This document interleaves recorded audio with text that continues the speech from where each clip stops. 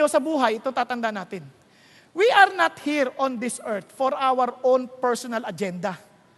Laging tatandaan nyo, kung ayaw mong masayang ang panahon mo sa buhay, tiyakin mo that you do what God wants you to do. Obey Him. Tanungin nyo yung katabi nyo, ikaw, sigurado ka ba na yung ginagawa mo at pinagugugulan mo ng buhay ayon sa palatuntunan ng Diyos? Sabi ng Diyos, scatter, tapos pilit mo na magsama-sama?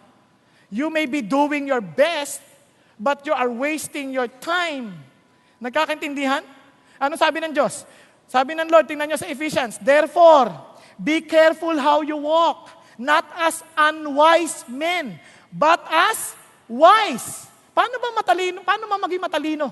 Sabi niya, making the most of your time because the days are evil. Yan na, paano mo daw magagamit ng eksakto yung oras mo? Pag-isipan niyo mabuti. Sabihin, gusto mong maging matalino? Make most of your time. Yung bang yung oras na binigay sa'yo ng Diyos, tayong lahat, yung panahon na yan, kaunti lang yan. Hindi yan marami. Ang tanong, gugulin mo ng tama.